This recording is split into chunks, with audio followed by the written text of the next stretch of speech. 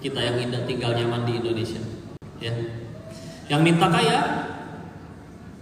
belum tentu dikabul juga. Apakah karena Allah pelit? Enggak. Karena bisa jadi Allah tahu kalau kamu kaya tuh ngaco, jadi ditahan sekalian.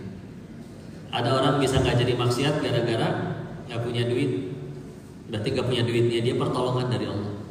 Cuman kadang masalahnya Tuhan kitanya duit. Makanya ketinggalan sholat mah nggak nangis, hilang duit baru nangis. Nah itu pertanyaan. Ya. Ada yang minta jabatan, belum tentu dikabul. Ada yang minta sehat, padahal minta sehatnya buat ibadah, masih ada yang belum dikabul. Ada orang yang seumur hidup sakit melulu sampai ke meninggalnya. Tapi kami yakin pasti ada harinya dia malah berkata, alhamdulillah saya yang sakit ya Allah. Boro-boro berangkat maksiat, tiap hari cuma terkapar sambil zikir. Bisa jadi surganya lebih terjamin daripada yang sehat tapi maksiat. Ya. Karena Allah tahu yang tadi disebutin ya kaya, ya harta, jabatan, jodoh dan lain-lain itu punya potensi jadi dosa. Makanya kadang itu semua belum tentu dikabul. Ya. Tapi ada satu doa yang kalau ini yang kita minta pasti Allah kabul. Minta apa? Itu dia, justru minta hidayah. Kita mesti yakin dulu ya, ini nikmat mahalnya nggak ada tandingannya. Selevel pamannya Nabi kandung, ayahnya Ali yang dakwahin Rasulnya sendiri, nggak masuk Islam tuh meninggal. Kita nggak ketemu Rasul, fotonya nggak ada, videonya nggak ada. Ini nurut lah, ngikutin, beriman. Yang dengan itu kita selamat. Yang kalau kita udah tahu betapa mahalnya hidayah, ditukar pakai duit berapapun, terserah Allah. Kalau Allah udah mau ngasih, nggak pakai duit sepeser pun dikasih. Kalau kita maksa, duit segimanapun juga nggak laku di hadapan Allah. Nah, kalau misalkan nanti malam bangun tengah malam, itu doaan aja sama Allah, ngaku ya Allah ini hambamu datang ya Allah, ngaku punya dosa, engkau tahu hamba kalau sendirian ngapain aja, tapi kalau malam ini hamba boleh memohon meminta ya Allah, anugerahkan hati hamba hidayah ya. Tapi kalau udah sampai ini yang dikasih, oh punten, kita mau jalan hidupnya kayak gimana aja nemu tuh jalan bahagia. Kalau di hati mah udah Allah.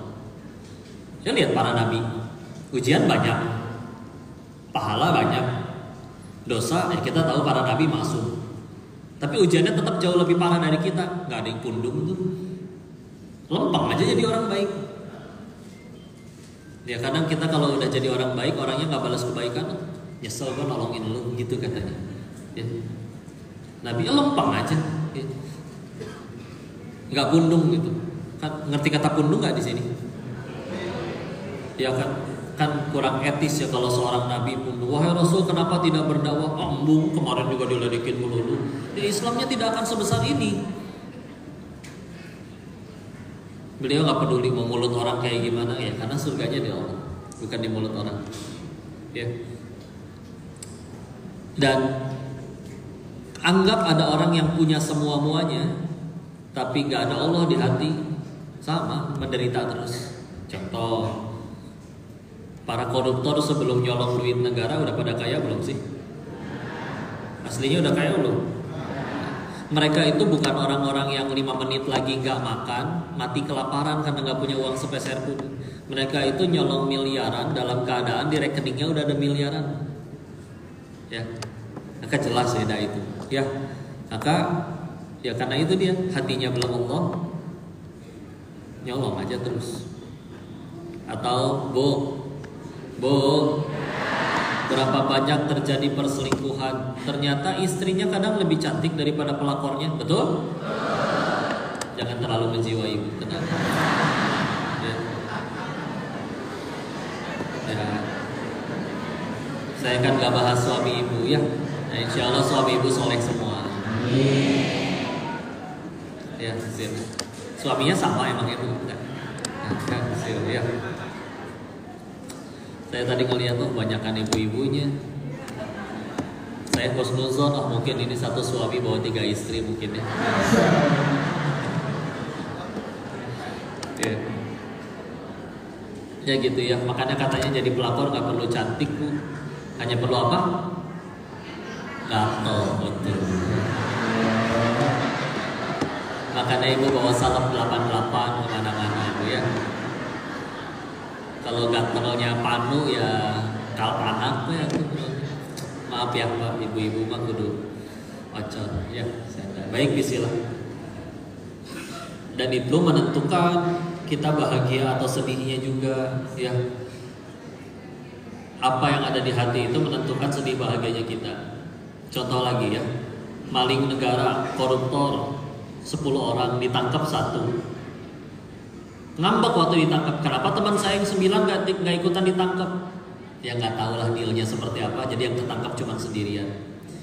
Beres jalanin hukuman beberapa tahun, diwawancara kembali. Gimana perasaannya setelah keluar jalanin hukuman nih? Alhamdulillah. Alhamdulillah. Kemarin perasaan ngambek waktu ditangkap.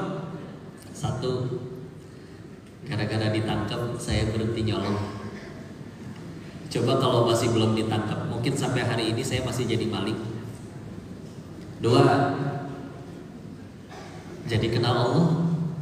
Karena di dalam penjara yang kegiatannya nggak kayak di luar, itu aja. Alhamdulillah ada pengajian. 3, alhamdulillah lumayan DP, gugurin dosa. Karena lebih repot, sampai mati gak pernah ketangkep, nyolongnya berhasil terus, dibalasnya nanti setelah mati. Asli lebih repot.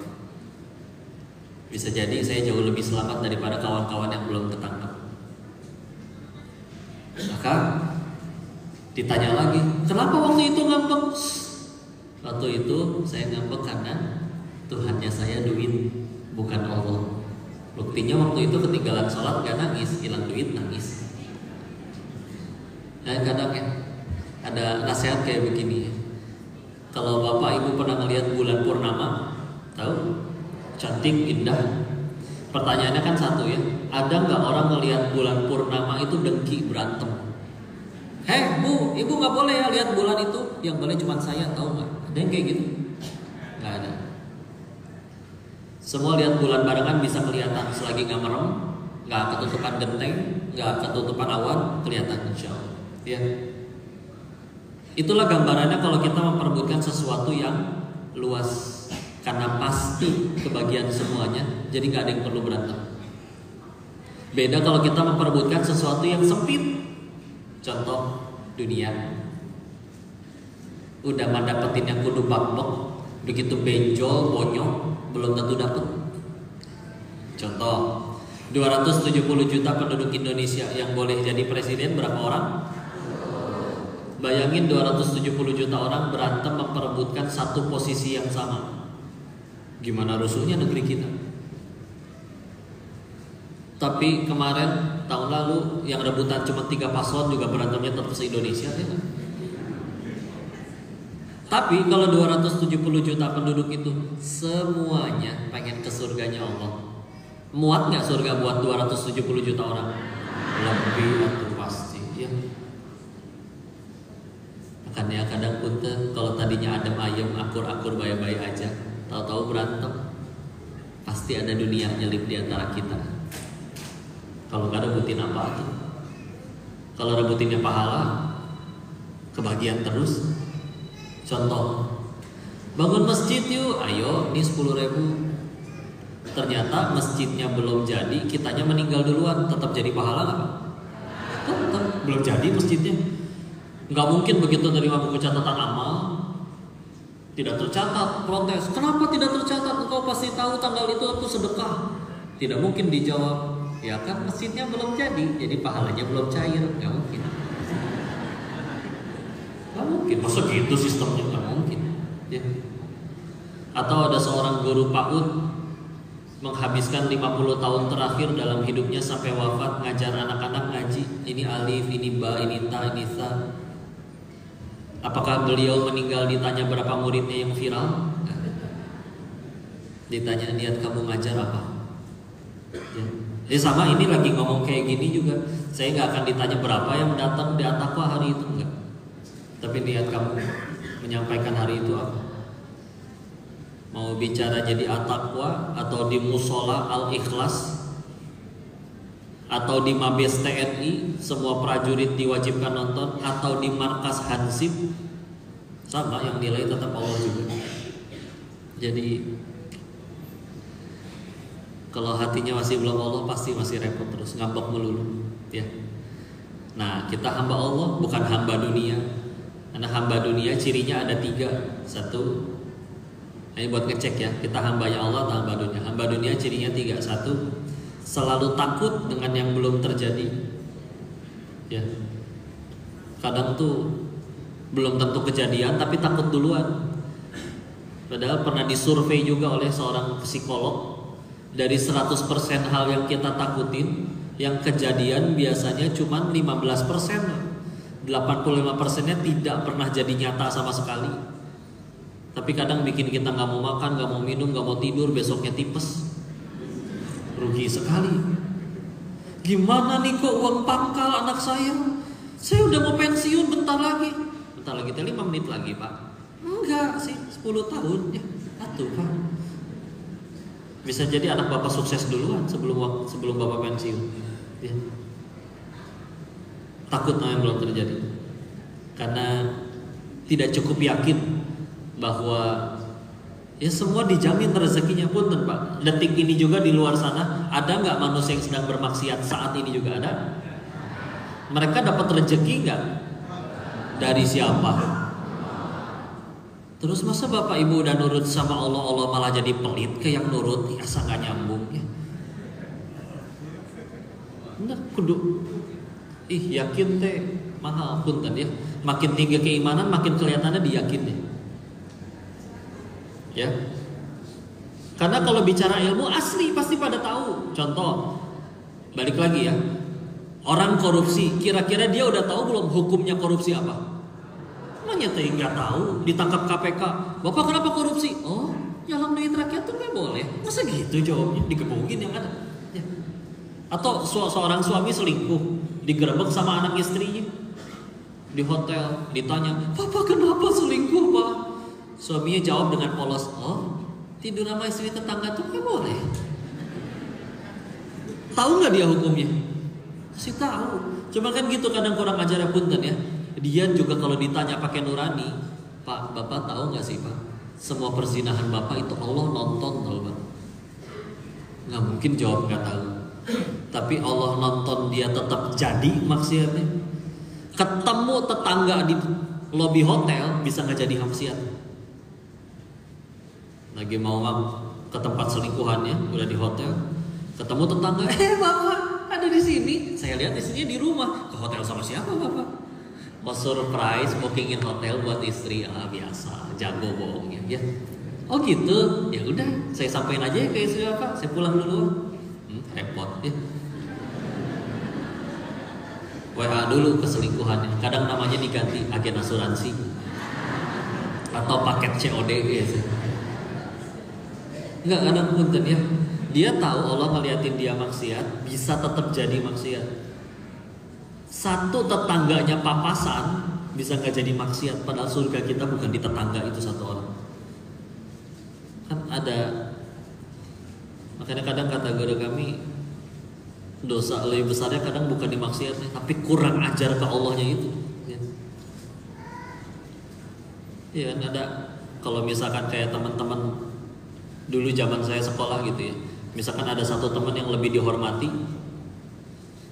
yang ketika orang itu datang kita bisa nggak jadi ngomong kasar, lebih sopan, lebih santun ke orang itu deh, ke Allah, ya. Makanya yang mahal yakinnya. Waktu Nabi Ibrahim alaihissalam harus masuk ke dalam kobaran api, padahal beliau benar, tapi harus dibakar hidup-hidup. Kira-kira beliau udah tahu belum kalau api itu panas? Ya pasti tahu, nggak mungkin. Ini benda apa ya? Kayaknya lucu, masuk nggak mungkin. Ya. Beliau tahu itu api panas, tapi beliau lebih yakin tentang 3 hal daripada yakin api itu panas. 1. Kalau kata Allah saya bakal mati, nggak usah pakai api kayak gini juga saya bisa mati kapan aja. 2. Kalau kata Allah saya tidak akan mati, mau api, mau meteor, mau gempa, mau tsunami, nggak akan terjadi apa-apa kalau kata Allah saya nggak mati. Sehelai rambut pun Allah gak izinin gak akan jatuh. 3, kalau udah ngelakuin ini untuk Allah terus tetap mati, pasti Allah ganti dengan sesuatu yang lebih baik. Beliau lebih yakin tentang 3 hal itu daripada yakin api itu panas. Bismillah, hasbunallahu wa ni'mal wakil, ni'mal maula wa ni'man nasir. Allah jadikan api dingin untuknya. Bicara ilmu hukum orang punten ya, bisa googling. Sekarang orang tiba-tiba bisa berfatwa. Fatwanya gara-gara ngelihat status hadis di handphone temennya.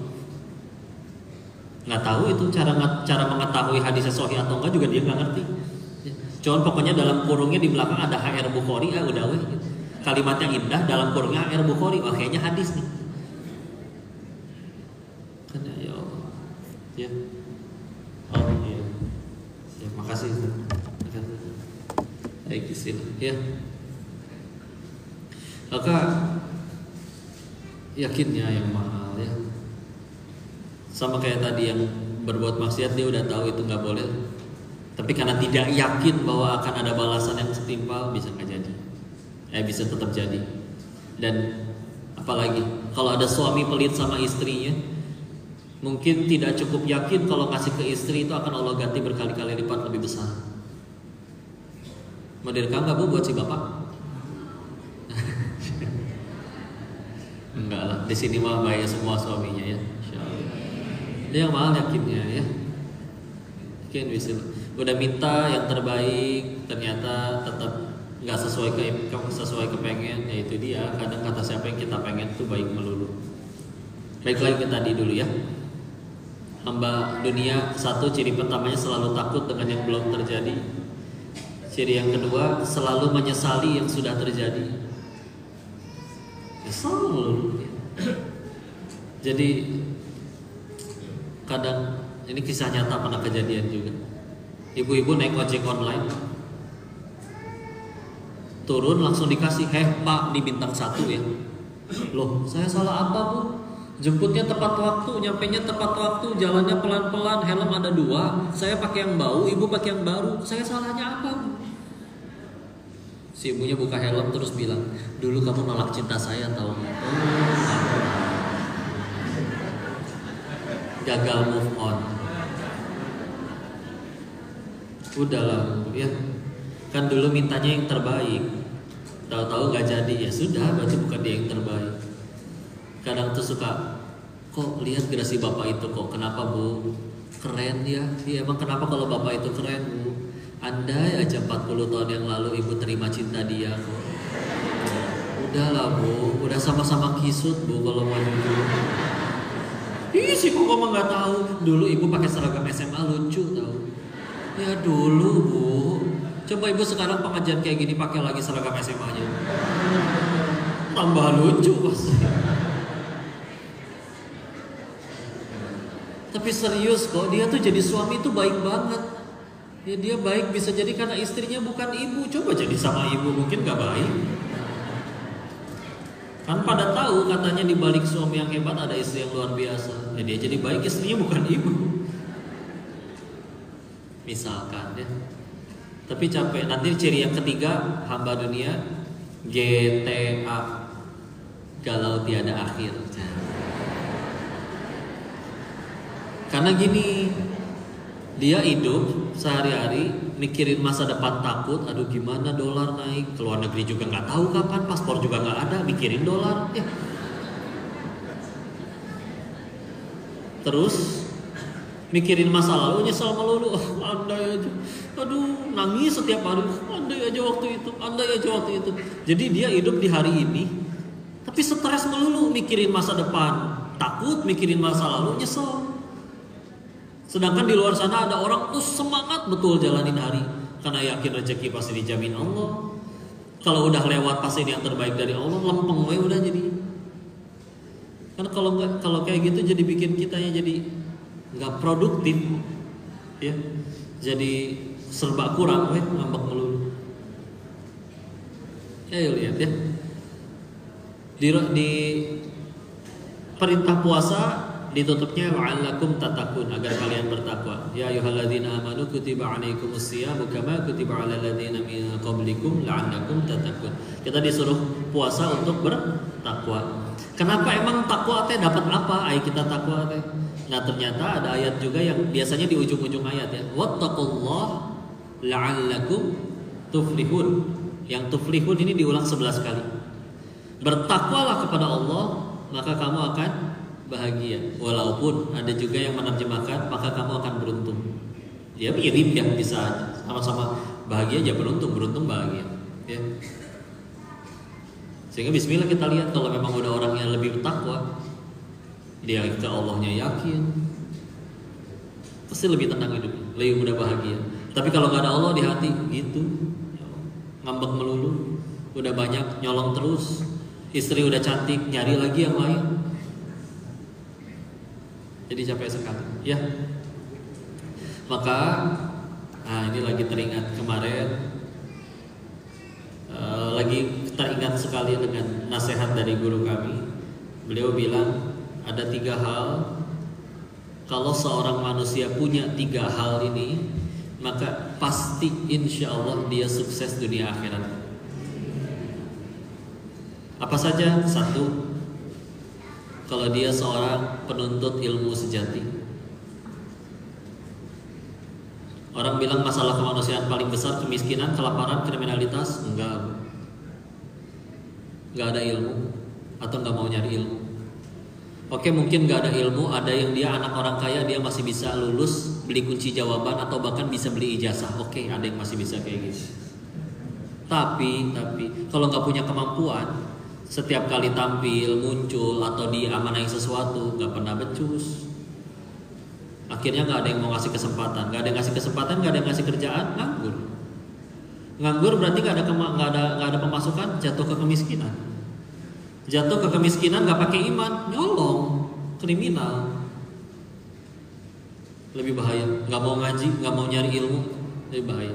Sedangkan ada orang yang misalkan dia bukan Islam, nggak ngaji, tapi dia getol banget nyari ilmu dunia segitu teh, tetap makmur dunianya, tetap makmur. Kan ada ya, saya kadang merhatiin orang-orang lulus sekolah, biasanya yang ditingkatin cuma 1, surat lamaran kerjanya. Sehari ngelamar 20 perusahaan, besok ngelamar lagi 20 perusahaan. Dia lupa ada lagi yang harus dia tingkatin, dirinya. Kamu tuh punya kemampuan apa gitu. Karena contoh ya, seorang fotografer, dia benar-benar jago, ahli. Sampai suatu ketika dia tiap hari belajar sampai dia punya ilmu yang fotografer lain gak bisa, dia doang yang bisa. Kan orang rebutan, Pak saya pengen nikah dong difoto sama bapak. Aduh penuh nih, maaf. Bapak minta berapa saya bayar. Di saat orang lain sibuk nyari kerjaan, mohon-mohon dapat pekerjaan, ketika dia punya ilmu yang orang lain gak punya, bahkan ada yang ngomong kayak gitu, bapak minta berapa saya bayar. Emang kapan nikahannya? Insya Allah bulan depan. Tuh kan jadwal saya penuh 3 bulan lagi, 4 bulan lagi saya nikahnya pak, nungguin bapak. Untung cuma ganti jadwal, gak ganti calon. Orang ahli itu segitunya. Segitu ilmu dunia ya, fotografi misalkan. Kalau benar-benar ahli. Karena yuk, kalau ada yang punya anak-anak, nasihatin ke mereka kayak gini ya, titip. Dek, keras sama diri kalian ya. Karena kalau kalian keras sama diri kalian, nanti dunia yang datang dengan lembut kepada kalian, bahkan bertekuk lutut di hadapan kalian. Tapi kalau kalian lembek sama diri kalian, oh yang lain gue gak sekolah, yang lain gue gak ngaji, yang lain juga gak ngapalin, gak belajar, gak bikin PR. Iya mungkin masih bisa lulus, tapi kalau kita lembek sama diri kita, dunia yang akan datang dengan keras menghantam kita, dengan pahitnya kelaparan, dengan pahitnya diremehin waktu lagi reunian. Ayo, tergantung kitanya ngapain. Ya, sila. Bicara tentang cara jadi kaya menurut para sahabat, ayo kita bisa bikin kajiannya. Rumus kaya ala Abdurrahman bin Auf, mau berapa episode juga jadi. Tapi kan kalau mau jujur, perbedaannya tuh semendasar ini. Para sahabat jadi kaya efek samping. kita jadi kaya tujuan utama. Ini kadang repot. Kadang sampai duha aja biar kaya. Ini rajin banget duhanya bu. Iya dong biar cepat kaya. Oh emang nggak boleh ya bu? Boleh sih. Alhamdulillah mintanya masih ke Allah, nggak ke selain Allah. Tapi kan kalau misalkan apa-apa diukurnya nggak untuk Allah kan nanti gampang ngambek.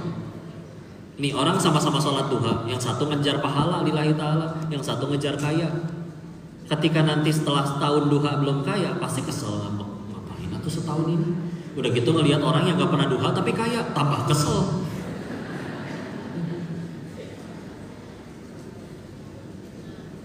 Ngejar-ngejar sesuatu, nggak pernah menjabat, tahu-tahu dibantu pamannya jadi dapat jabatan. Jangan offset itu ya, tidak berlebihan ya. Ups ya. Maka ilmu ya bismillah. Kita lihat ya sedikit contoh bagaimana cara ulama terdahulu belajar. Saya teringat dulu ada ulama besar di Andalus namanya Imam Baqi ibn Makhlad.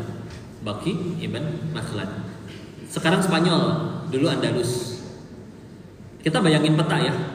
Waktu itu zamannya ulama hadis paling terkenal saat itu Imam Ahmad ibn Hanbal.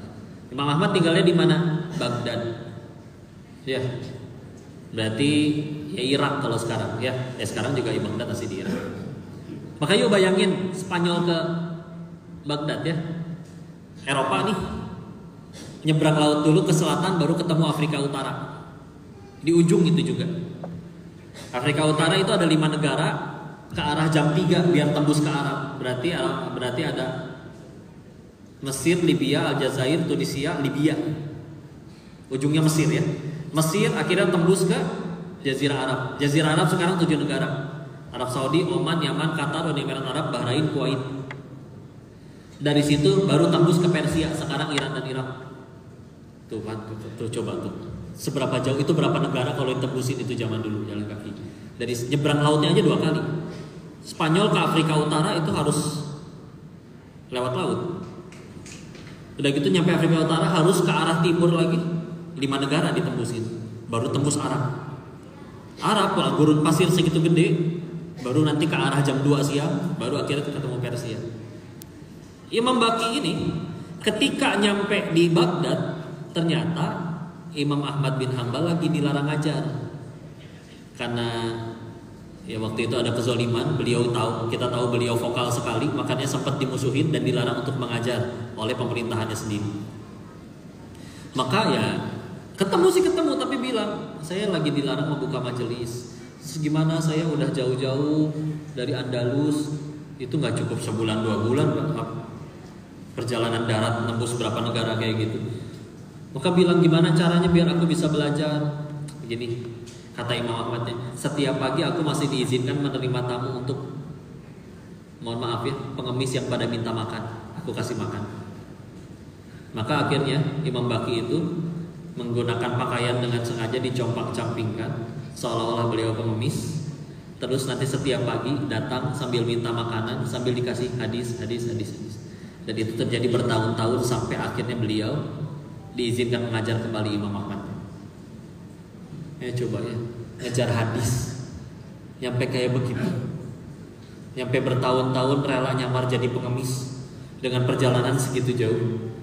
Karena kadang kalau kita ngaji, kadang bapak malas ke masjid juga, itu tinggal buka handphone sambil rebahan, pilih kiai yang mana aja ada di situ. Tapi itu dia masih malas ngaji. Ya, kadang yang bikin beda berkahnya ilmu ya di situ. Ya. Dan mohon maaf ya, ilmu itu saya yakin tidak tergantung IQ,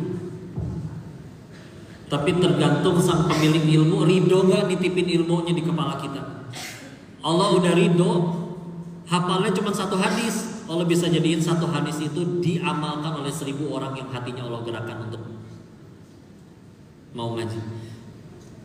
Tapi hafal 1000 hadis, niat salah, pengen kelihatan pinter, pengen nunjukin orang lain itu lebih bodoh, ngumpulin penggemar, Allah bisa jadikan 1000 hadis itu nggak ada 1 orang pun yang Allah gerakan mau mempelajarinya, mau mengamalkannya dari mulut dia.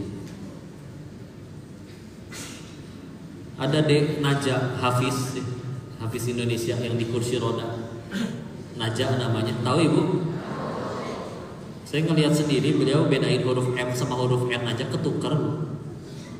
Dokternya memvonis ya bahasa medisnya mah otaknya divonis cacat. Tapi Allah udah mau nitipin Al-Quran mah apal tuh sampai ke terjemahan, sampai halaman kiri kanan pojok atas bawah. Terakhir ketemu lagi ngapalin 1000 hadis lagi karena udah beres di Quran. Di kursi roda, huruf alfabet bingung. Ya. Allah mau titipin Quran, boleh. Dan Allah kalau udah memuliakan orang dekat sama Al-Quran ya, nanti itu akhirnya kan jadi ada yang mau ngajakin beliau umroh. Nah kan nggak mungkin sendirian, pasti harus ada orang tua dampingin. Maka karena yang pengen ngajakinnya banyak, dikumpulin, ternyata cukup untuk sekitar 24 orang untuk berangkat. Akhirnya ya sekeluarganya yang kena, guru ngajinya jadi ikut diajak, masih ada sisa kuotanya, tetangganya yang kadang suka beramah tamah karena dianggap oh di tetangga ini baik, ikut sekedar dekat dengan orang soleh ya. Jadi ya udah bismillah ya, bukan tergantung IQ sama sekali karena izin ini juga harus dibahas ya. Bapak ibu anaknya sekolah biar apa bu? Oke, pintar itu bagus ya, tapi izin ya, tujuan utama pendidikan di dalam Islam ternyata bukan bikin pintar. Bukan. Guru kami berpendapat pintar itu efek samping. Karena tadi ada yang pintar, ya di luar sana ada yang nggak Islam, nggak sholat, tapi pintarnya keblinger itu luar biasa. Ada. Ya itu dia tadi yang pada jadi penjahat juga banyak yang pintar-pintar. Ya. Kalau ada maling ayam bodoh pak, maling bodoh mau nangkap ayamnya nggak ketangkep, maling yang ketangkep, bodoh berarti itu maling. Ya, ada kan yang maling yang bodoh kan? Lihat ya, orang jahat tapi bodoh. Jangankan nyelakain orang, nyelakain ayam aja gagal dia. Ya, yang repot kan kalau malingnya pinter kan, yang nyolong sendirian, yang lapar jutaan rakyatnya, nah itu repot. Tapi kok dia pinter? Pinternya dari mana? Dan dari kunci jawaban yang bisa dibeli, atau dari ijazah yang bisa dibeli? Jangan mikir kemana-mana dulu pak. Sekarang tahu-tahu wah pintar dari ijazah seperti itu, tapi tahu-tahu mimpin jutaan rakyat kan. Makanya yuk balik lagi. Tujuan pendidikan dalam Islam berarti apa kok? Ini ayatnya mirip-mirip, diulangnya sekitar 4 kali di dalam Al-Quran. Yang pertama di Al-Baqarah 2 kali, ayat 129 sama 151. Di Ali Imran sekali, di ayat 164-nya. Atau di yang juz 28, surat 62 Al-Jumu'ah di ayat kedua. Huwallazi ba'atsa fil ummiyina rasulan minhum yatlu 'alaihim ayatihi wa yuzakkihim. Ya. Dialah Allah yang menurunkan Rasul dari kaum kalian sendiri yang ummi, satu untuk membacakan ayat-ayatnya, dua wa yuzakkihim, menyucikan jiwa. Nih, apa Rasul datang ke orang kafir Quraisy pengen bikin mereka pintar? Enggak, orang Quraisy sudah pada pintar, jago dagang. Orang Quraisy itu ila fihim rihlatasyita'i was-shayf. Rihlah suka diterjemahinnya jalan-jalan ya. Apa bedanya rihlah kita sama rihlahnya orang Quraisy? Orang Quraisy rihlah jadi duit, kita rihlah ngabisin duit. Nah itu bedanya ya. Mereka pergi di negeri ke utara ke negeri Syam cuan, pergi ke selatan ke negeri Yaman cuan. Jago dagang. Rasul datang pengen bikin mereka pada pinter gitu? Enggak, udah pada pinter. Tapi untuk wa yuzaki, menyucikan jiwa. Ya, kadang kalau misalkan nanti punten ya ngelihat ada guru yang tulus di PAUD, gajinya 250.000 sebulan, tapi tulus ngajarin huruf hijaiyahnya, setiap tahajud didoain ini murid-muridnya. Jangan heran kalau ternyata itu yang jadi anak soleh, orang hebat luar biasa. Atau punten yang saya pernah lihat sendiri, lingkungan dulu waktu masih hidup di Thailand ya, izin mohon maaf, bagi para bandar judi duit bukan masalah. Mereka sanggup bayar guru dan sekolah termahal untuk anaknya. Bahkan ada yang kepalang kaya tuh, ada yang nyampe bangun sekolah sendiri untuk anaknya. Bela-belain beli tanah lagi dulu, bayar arsitek lagi dulu. Tapi kalau Allah udah gak ridho sama sumber duitnya, anaknya ada yang LGBT. Tahu LGBT kan? Ya. Mungkin dia lupa leluhurnya Adam dan Hawa, bukan Adam dan Asep. Ya. Maaf ya kalau ada Pak Asep di sini. Ada yang nyolong dari bapaknya, ada yang mati overdosis narkoba. Sumber, ya. Jadi sebetulnya dah aslinya silakan, tidak mau kayak gimana juga, pengen sesuatu jadi baik kan standarnya satu sebetulnya, bikin kita tambah dekat sama Allah atau enggak. Teman mana sih yang paling baik? Bukan yang paling sering traktir, tapi yang semenjak kenal sama dia bikin kita banyak ingat sama Allah. Kerjaan apa sih yang paling baik? Bukan yang paling gede gajinya dan fasilitasnya, tapi yang semenjak kerja di situ tambah banyak sujudnya kepada Allah. Pasangan mana sih yang paling baik? Bukan yang suami ibu setiap hari naik seekor kuda putih menggigit setangkai mawar. Tuh bu, panas bu di sini bu, naik pak kuda siang-siang ya, geheng yang ada ya, bukannya romantis malah geheng. Tapi yang berhasil menggandeng tangan ibu nyampe ke surganya Allah. Ya itu dia, itu kadang definisi nikmat bagi kita. Kadang masih sekedar apa nikmat itu? Ketika keinginanku terkabul. Itu kata siapa, keinginan kitanya selalu baik. Dulu juga waktu kecil saya doyannya permen. Waktu sakit gigi malah diomelin, diambil permennya. Ngambek, mama mah pelit, beli gelang emas aja bisa. Masa permen doang gak dibeliin? Aku mau minggat dari PAUD. Nah, kan gitu, ya. Tetangga lewat, ibu uang banyak, permen doang gak dibeliin. Benci ya sama anaknya ya. Bu, anak ibu sakit gigi, permennya ibu ambil karena benci atau karena sayang? Nanti kalau kayak kadang ada doa kita yang belum dikabul, kita kali yang nggak ngerti bahwa ini adalah tanda kasih sayang Allah. Karena itu dia tadi, bahagianya belum yang Allah suka, masih yang aku suka. Jadi ngambek melulu hidup, capek atau ngambek terus ya. Pengen selalu kelihatan langsing, tiap kali foto tahan nafas ya, gitu. Berhasil kelihatan langsing, mukanya biru. Ya serius, kalau tadi ya hamba, kalau hamba dunia teh ambekan wae memang hidupnya. Bangun tidur kesel, badan saya tuh remuk, bohong ibu. Coba badan remuk betulan, bisa bangun? Enggak, hiperbola. Keluar dari kamar ketemu si bibi, bi ada sarapan apa? Nasi kuning bu. Nasi kuning yang di depan, pucat. Diremehin, tapi pelan-pelan dicemilin habis. Ada lagi nggak? Nanya lagi. Berangkat kerja macet, ngambek. Parah banget sih ini Indonesia sekarang macetnya kayak gini. Di luar negeri nggak ada nih macet-macet kayak gini. Padahal keluar negeri juga belum pernah. Lihat di Google aja dia. Yang penting ngambek dulu. Nyampe kantor marah lagi ke teman-temannya. Kalian tuh pada bisa diam gak sih? Kepala saya tuh pecah, tau gak? Bohong. Coba kepala pecah di kantor, kan repot, darahnya di mana-mana harus dipel. Ngambek gue kerjaannya. Namanya ibu ambek sejati. Ya. Dan pengen diaku, nanti ada orang sholat sajadahnya gambar Ka'bah, tiba-tiba nunjuk, saya waktu itu sholat di sini nih, nggak ada yang nanya. Pengen ketahuan aja pernah berangkat. Ngelihat gajah di kebun binatang, gajahnya lucu, kayak lambang ITB ya. Suami saya lulusan ITB tahu pak, tuh jadi caper. Ngelihat kucing lucu, kucingnya kayak singa Jadi ingat waktu jalan-jalan di Singapura tuh nggak nyambung, udah terserah dia aja. Didengarnya enak atau enggak? Sering dengar yang kayak gitu? Kedengaran jelas suaranya? Oh iya, orang suara sendiri ya kan? Udahlah jangan ngambek melulu ya. Jangan ngambek melulu. Yuk balik lagi tadi ya. 3 hal yang kalau dimiliki bismillah sukses dunia akhirat. 1, penuntut ilmu sejati. Dan tentu diamalkan ya.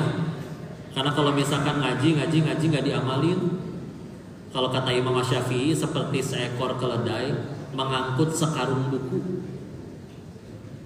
Kalau buku itu dibacanya sama manusia bisa bikin dia pinter, jadi profesor, punya penghasilan, punya pengetahuan, punya murid. Tapi kalau misalkan bukunya diangkutnya sama keledai, ya keledai nggak bisa baca. Jadi mau sekian banyak buku juga tetap aja ngangkut barang. Jadi harus diamali, ya. Lalu yang kedua, yang kalau ini dimiliki dari 3 hal tadi, insya Allah sukses dunia akhirat. Yang kedua, zuhud. Zuhud ini banyak yang kasih penjelasan yang berbeda ya. Ada yang menyebutkan menggenggam dunianya itu di tangan bukan di hati. Tapi ada pendapat yang lain yang menyebutkan bahwa zuhud itu adalah meninggalkan sesuatu yang tidak bermanfaat bagi akhiratnya. Ya, meninggalkan sesuatu yang tidak bermanfaat bagi akhiratnya. Misalkan Bapak ke mall, nemu jam tangan 5 miliar, ih bagus, ih murah lagi, karena saldo Bapak 5 triliun, misalkan. Ya. Tapi dia mikir manfaatnya ya ini bagi akhirat saya. Kalau misalkan semenjak pakai jam tangan itu dia malah jadi tangannya kiwai itu biar kelihatan. Atau ibu-ibu biasanya malah salaman semenjak dia pakai gelang sampai ketek. Jadi rajin salaman biar kelihatan.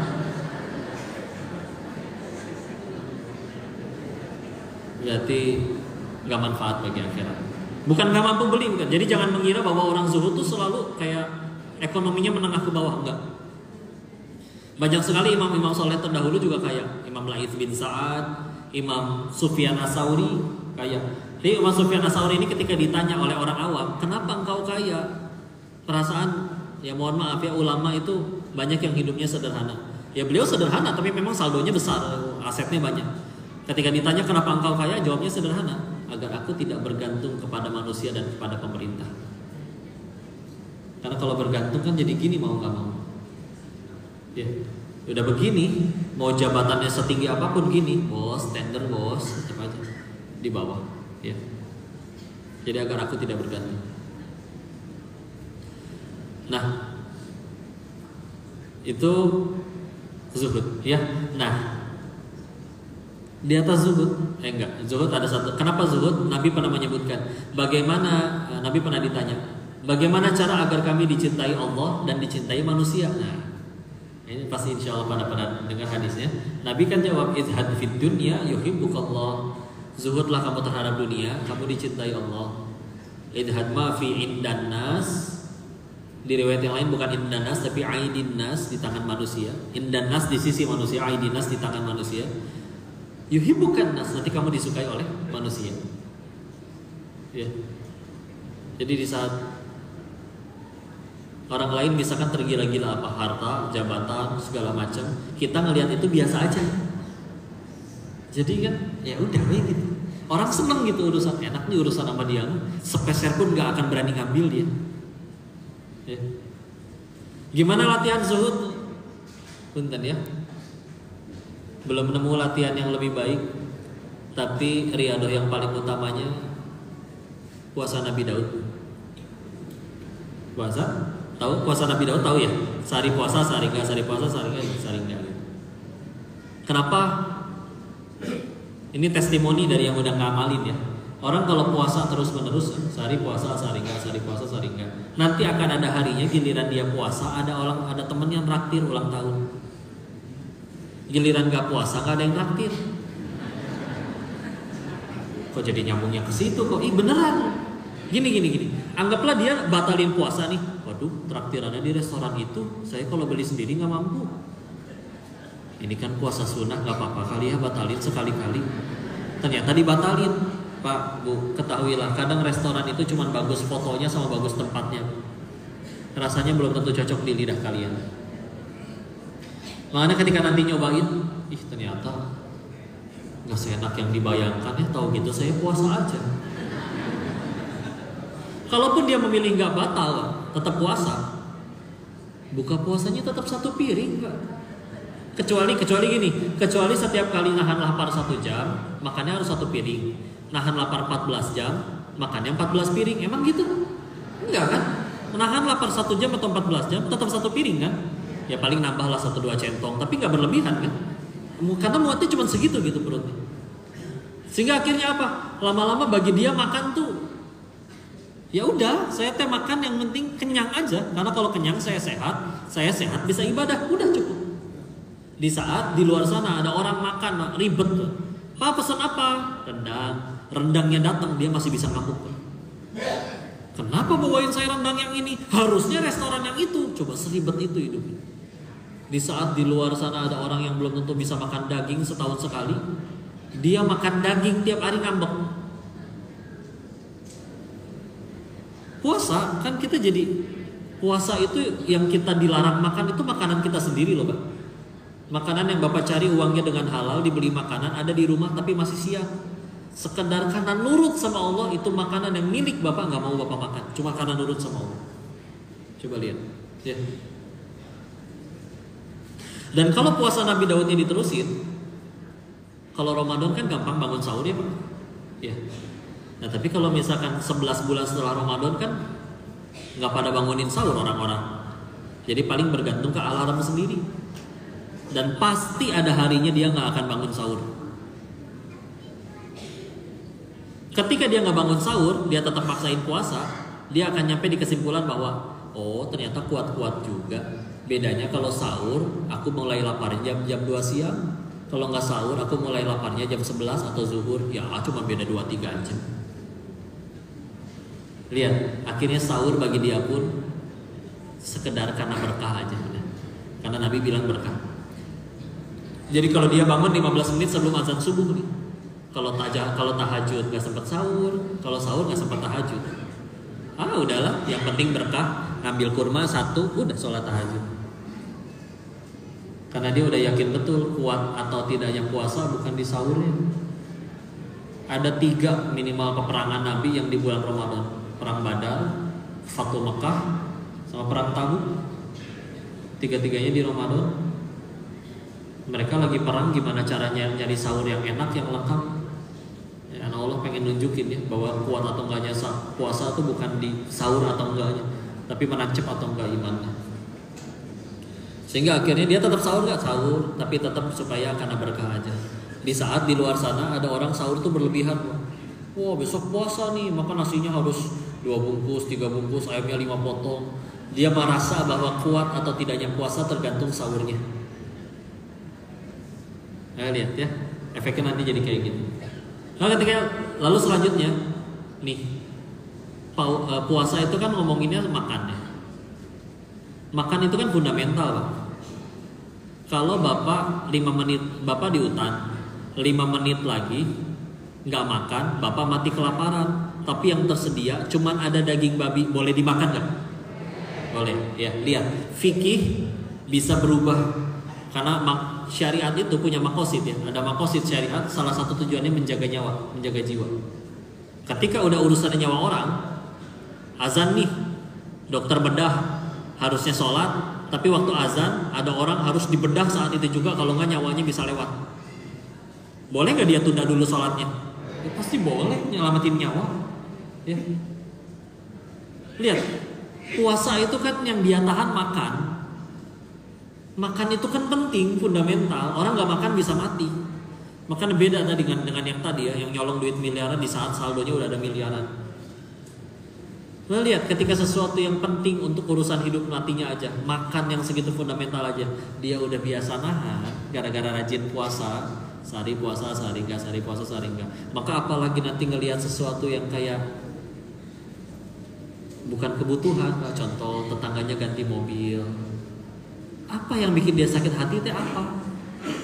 Makan aja berhasil dia tahan, masa tetangga ganti mobil kita ngambek?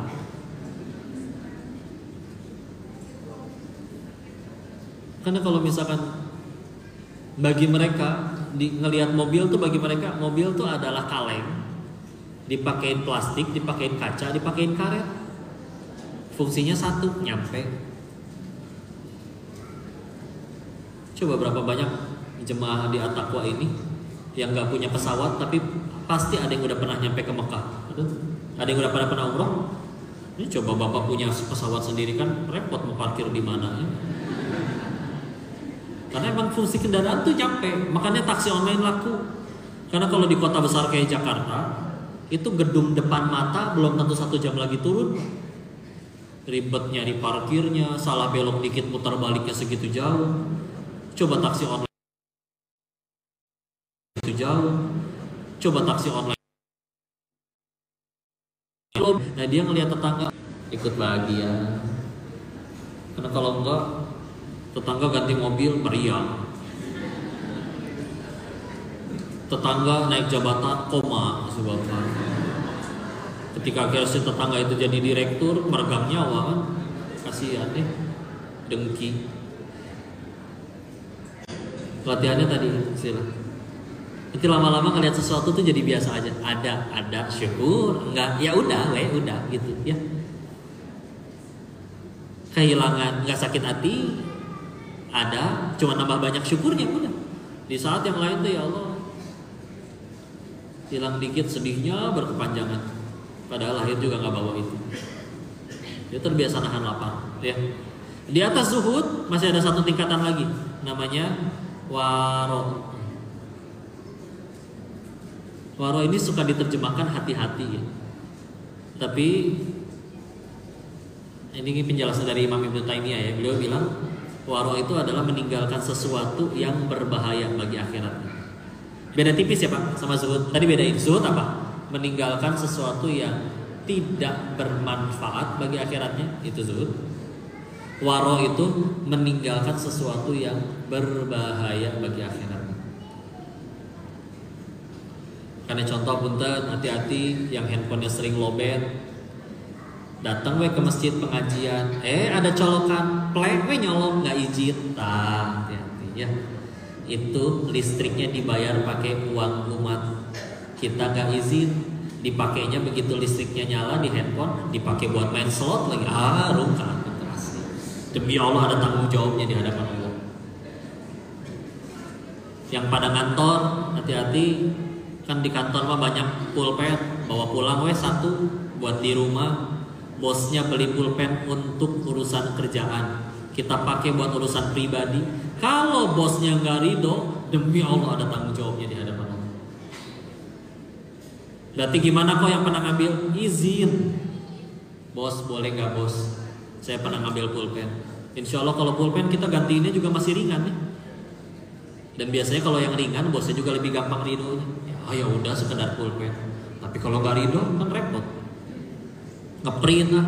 Ibu istri pengen jualan kolang kaling nih ke kantor numpang ngeprint kolang kaling Bu Neneng.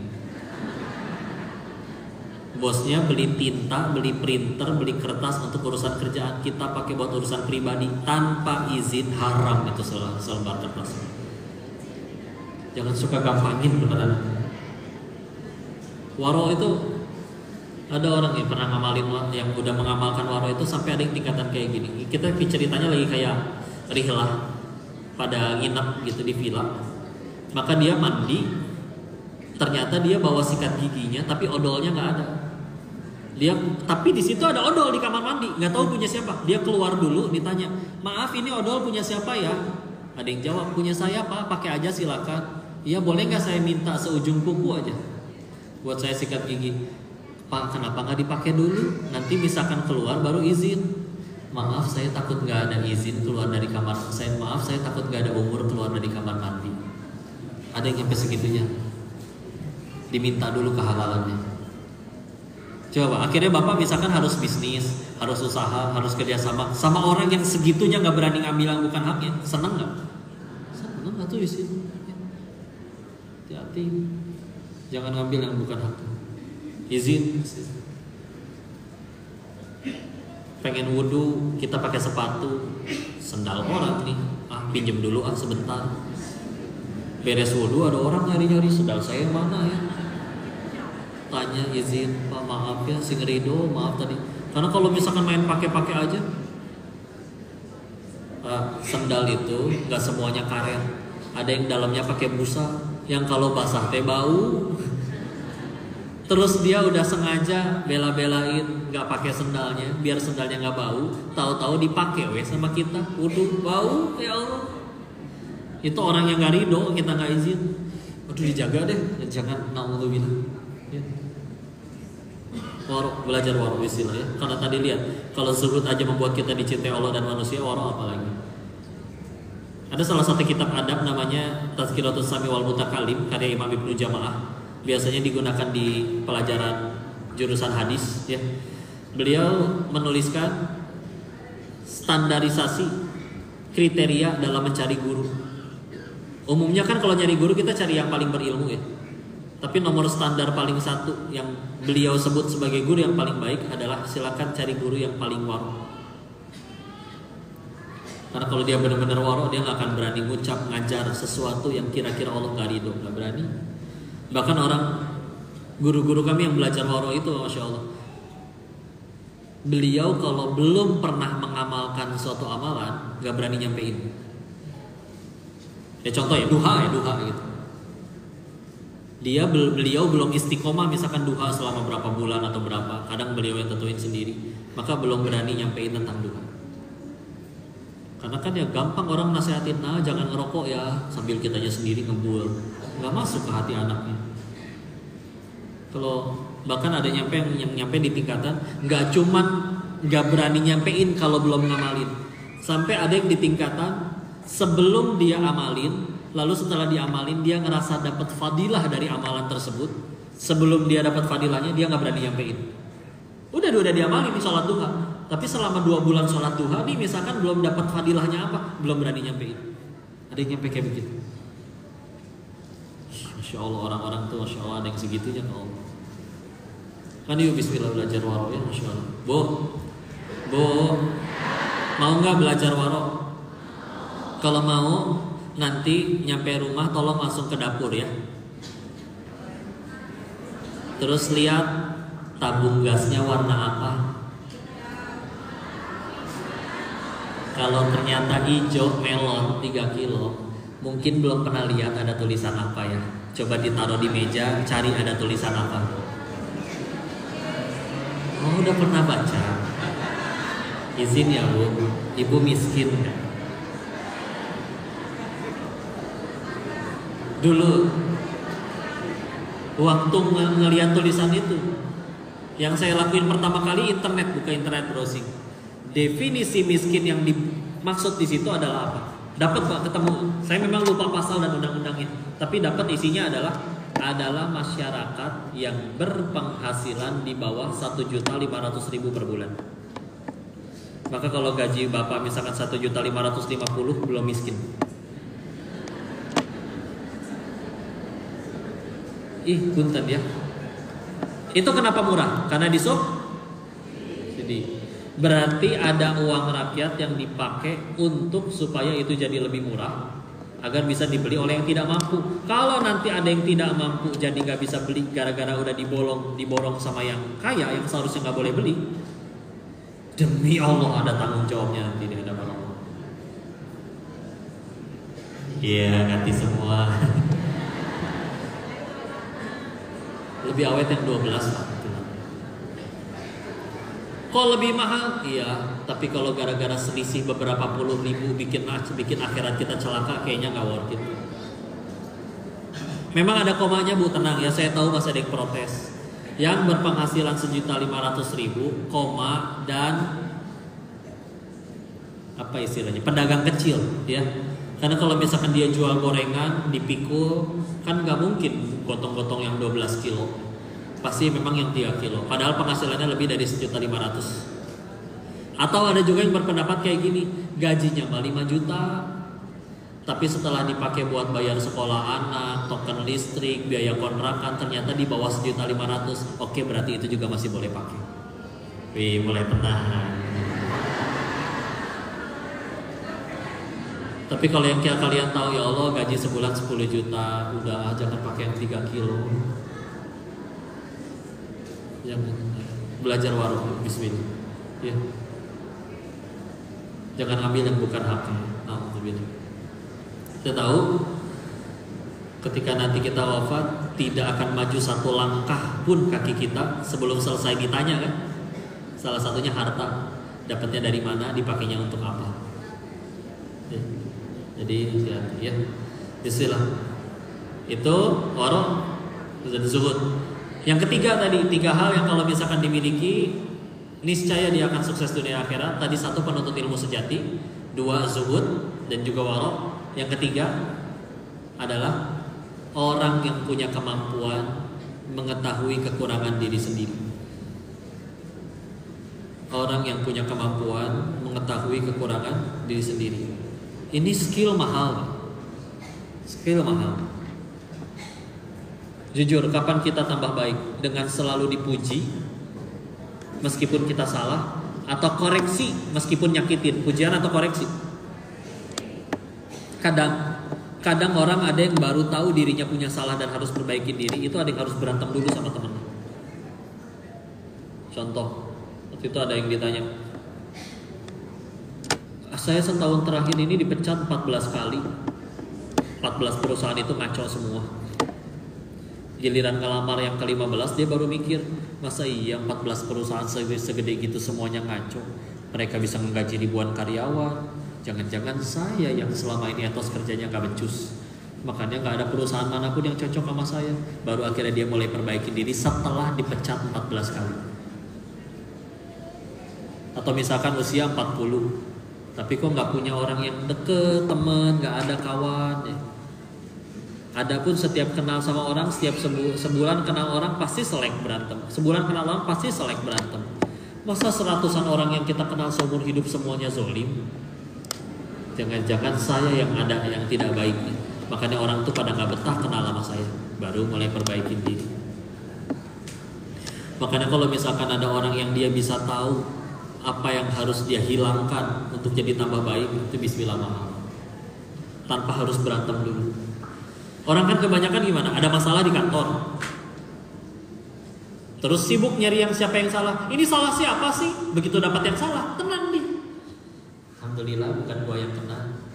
Tambah soleh enggak, tambah takwa enggak, tambah banyak sujudnya enggak, tapi sibuk ngomporin. Emang gitu Pak, dia ngapa? Udah hukum aja. Saya udah sering kasih tahu tuh, kompor meleduk.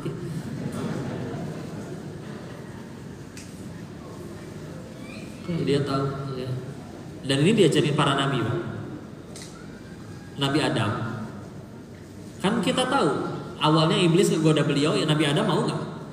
Enggak. Akhirnya iblis ngegoda siapa? Hawa, istrinya. Beliau sayang sama istrinya. Akhirnya jadi mohon maaf tergelincir melakukan kesalahan kedua. Ya. Maka ibarat bapak zaman sekolah di kelas tiba-tiba ada yang ngajakin bolos, ikutlah bolos. Begitu ketangkep, kitanya yang diajak ketangkep, yang ngajaknya nggak ketangkep, kan kita bisa komplain. Pak, saya mah diajak doang Pak, yang ngajakin tuh dia aja yang dihukum, gitu ya. Nabi Adam kalau mau jujur juga bisa kayak gitu. Ya Allah, kan kau tahu ini mah iblis yang ngajakin maksiat. Engkau juga tahu awalnya saya nggak mau, tapi iblis ngajakin istri saya sama iblis yang dihukum, kenapa saya ikut-ikutan kena? Apakah ngomong kayak gitu? Enggak. Tapi ngomongnya Quran surat ke-7 Al-A'raf ayat 23, Rabbana zalamna anfusana wa in lam taghfir lana wa tarhamna lanakunanna minal khasirin. Wahai Tuhan kami yang zalim. Bahkan gentle mewakili istrinya. Kalau aku memang udah jadi suami yang baik, pasti aku bisa sanggup mencegah kamu maksiat. Istrinya di belakang, beliau, ya Allah kami yang zalim. Jika engkau tidak merahmati dan mengampuni kami yang lugu. Iblisnya aja gak disebut sama sekali. Sedangkan iblisnya ngomong apa? Quran surat 15 Al-Hijr ayat 39. Karena engkau yang menjadikan aku sesat ya Allah. Nyalahin Allah. Ibarat maling ketangkep ditanya, Bapak kenapa maling? Allah sih takdirin saya jadi maling. Itu jawaban iblis. Allahnya aja disalahin. Ya coba lihat ya. Apapun yang terjadi dalam hidup mereka, sibuknya tambah dekat sama Allah sih. Karena kalau nggak nanti stres, salah fokus. Contoh, artis ketahuan selingkuh. Kalau dia sibuk stres mikirin kontrak sinetron diputus, endorsan hilang, followers kabur, pasti stres. Ya. Berarti harusnya apa dong yang dia pikirin? Gimana caranya gara-gara kejadian aib kebuka ini saya jadi diampuni Allah. Oh itu baru mahal. Daripada dia sewa pengacara mahal, berhasil memulihkan nama baiknya, netizen kembali memuji, tapi dia belum tobat-tobat, celaka tetap kalau di hadapan Allah pulang dalam keadaan belum bertobat. Atau dibalik, netizen masih menghujat, mencaci, tapi malamnya dia udah nyesel, nangis sambil tahajud, sambil meneteskan air mata tobat, Allah ampuni lagi. Maka siapa yang bisa nyelakain kalau Allah udah memberikan ampunan? Lagian ada ayat bunyinya gini ya, Quran surat 35, surat Fatir, ayat terakhir, ayat 45. Walau yu'akhirullahu an-nas bima kasabu ma taraka 'ala dhahriha min dabbah. Kalau sekiranya manusia bikin dosa balasannya segerakan, maka kata Allah tidak tersisa makhluk bergerak yang bernyawa di muka bumi ini. Berarti satu, gak ada yang luput dari dosa. Dua, ternyata kita semua pantas mati atas dosa-dosanya. Cuman pertanyaannya, kenapa ini masih ramai kayak begini? Gak punya dosa semua ya? Mungkin. Tapi kata Allahnya di terusan ayatnya, walakin yuakhiruhum ila ajalim musamma. Akan tetapi Allah akhirkan untuk mereka sampai waktu yang ditentukan. Jadi kalau kita suka mikir, ya Allah saya tobat udah kepalang basah kayak gini, apa kepalang nyemplung aja ya? Layak gak sih dosa saya ini diampuni? Layak. Karena kalau memang menurut Allah tidak layak, mudah matiin aja kita waktu lagi maksiat. Kenapa masih pada hidup? Yang ngomong aja dosanya banyak ini. Dan pantas dan mudah bagi Allah matiin yang bicara ini kapanpun. Bukannya dimatiin, malah diizinin ngaji di sini sama orang-orang soleh. Karena sudah baik juga, karena Allah lagi tutupin aib, lagi ditungguin tobat. Kabar baiknya Allah itu nggak pernah benci pendosa, Allah cuma benci dosa. Kalau yang dibenci pendosanya habis manusia. Dan dosa selagi nyawa belum nyampe kerongkongan masih punya kesempatan untuk ditobati. Pertanyaannya mau tobat atau enggak? Sama ngelihat orang juga kayak gitu. Kok saya ngelihat dia maksiat, kok ini bahkan saya rekam. Tanya aja, Pak, yang Bapak lihat lagi maksiat itu masih hidup nggak sekarang? Masih. Ya berarti yang punya langit dan bumi aja masih kasih dia kesempatan. Apa kita vonis-vonis orang yang kayak gitu tuh kok pasti ke neraka? Nggak ada. Kok tapi dia beneran salah? Kasih tahu. Bukan dijelek-jelekin, apalagi ngajakin orang untuk kebenci. Karena kadang nggak tahu ya, pernah dikasih lihat beberapa kali di media, beberapa konten yang kegiatannya nyari salah-salahnya ustadz. Saat salah apa dicari, dibikinin videonya, bla bla bla bla. Kalau ditanya betulan salah nggak? Iya, bisa jadi betulan salah. Beda salah ya dikasih tahu. Udah kalau Allah emang udah benci sama yang salahnya, gampang dimatiin aja yang salahnya. Ini masih hidup. Ngapain ngajakin orang untuk jadi benci? Punten ya. Salah satu tujuan ngaji yang Koko tahu, bahkan Koko yakini, ini juga nasihat dari guru. Gus Baha juga pernah bilang kayak gini. Salah satu tujuan kita ngaji adalah untuk makin jago nyari kekurangan diri sendiri. Bukan makin jago nyari kesalahan orang lain. Kalau semenjak rajin ngaji malah makin jago ngafir-ngafirin orang, repot. Jangan punya mata kayak lalat. Lalat itu ditaruhnya di taman bunga, dia tetap nyari sampah. Kalau kita punya mata kayak lalat, ditaruh di tengah orang baik juga sibuk dicari aibnya, belangnya, salahnya apa. Pasti ada, itu namanya manusia. Terus seolah 1000 atau kebaikan yang lainnya itu jadi gak ada artinya gitu. Ya salahnya dibenerin, orangnya gak dibenci. Ya, istilah. Ya, karena ya repotnya kayak gitu ya. Zaman dulu seorang ulama misalkan ditanya, apa menurutmu mengenai ibadah ini? Dia jawab misalkan contoh bid'ah. Oke. Tapi bedanya beliau dijawab kayak gitu, ya sudah, sekedar ditanya pendapatnya ya sudah, benci ke orang yang enggak. Kalau zaman sekarang orang teriak bid'ah sambil dengki, benci dan meremehkan dan merendahkan. Tapi orang yang ngedengernya tersinggung, sakit hati, jadi berantem dulu. Ya. Jadi bismillah ya. Sing akur, jangan berantem melulu. Jangan kita ngaji untuk makin jago nyari kekurangan diri, bukan makin jago nyari kesalahan orang lain. Istilah. Sisanya semoga Allah yang berikan petunjuk kepada kita, mudah-mudahan tambah dekat kisahnya. Ya. Terbatas ya waktunya, udah mau Jumatan. Saya apa dulu habis ini mandalnya? Yang kembalikan dulu kepada MC kita, silakan. Doa. Oh langsung doa dulu, ya udah.